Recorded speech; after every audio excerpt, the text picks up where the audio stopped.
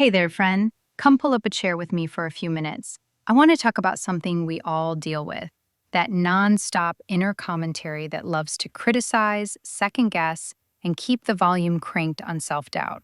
You know the voice, negative Nelly, as I like to call her. As we kick off 2026, let's finally teach her to dial it way, way down.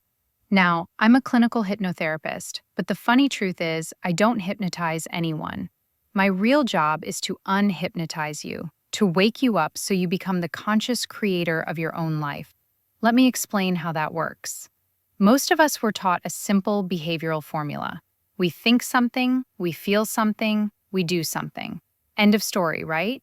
Not quite. There's a hidden star of the show called the critical factor filter. I like to picture it as a nightclub bouncer standing between the front and back rooms of the mind. If that bouncer is asleep, any old thought can waltz straight into the VIP lounge of your subconscious, plant its flag, and start running the place. When we feel at the mercy of our emotions, it's usually because that bouncer hasn't been trained. Here's the cool part. The moment you catch a thought before it slips past the velvet rope, you've bent light. You've created a pause where you get to decide what happens next. That pause is what I call the light between.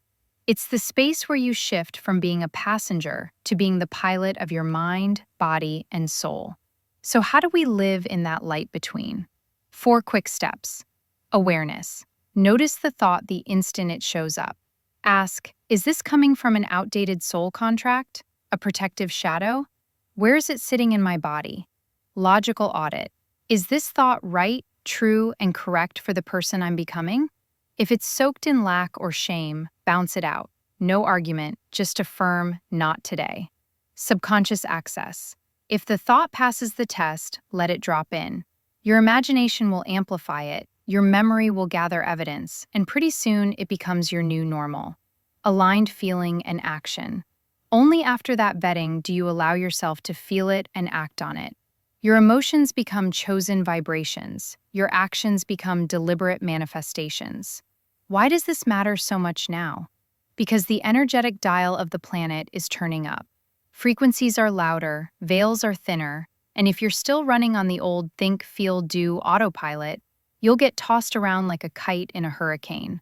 Claim the light between, and you become the architect of your reality. Let me give you 2 ridiculously simple exercises to practice. Exercise 1, the 5R pause. Recognize the negative thought. Record it. Jot a quick note. Remind yourself it may not be true. Replace it with a neutral or positive statement. Repeat the new narrative. Anchor it physically by pressing thumb to forefinger anytime you feel genuinely good. That gesture will start to summon calm on command. Exercise 2, the funny voice trick. When a critical thought pops up, replay it in a squeaky cartoon voice or move it to your big toe in your mind's eye. Suddenly, it's just background noise, not gospel. Swap I must for I can. Ask, what would I tell my best friend right now? Notice how quickly the charge dissolves. Remember, your mind is a city of well-worn roads. Each time you patch a pothole with one of these tricks, you smooth the route a little more. Be patient. You're building a whole new superhighway. And here's the grand paradox. To win the spiritual game, you have to leave the game. Stop overthinking. Stop treating your desires like fragile glass.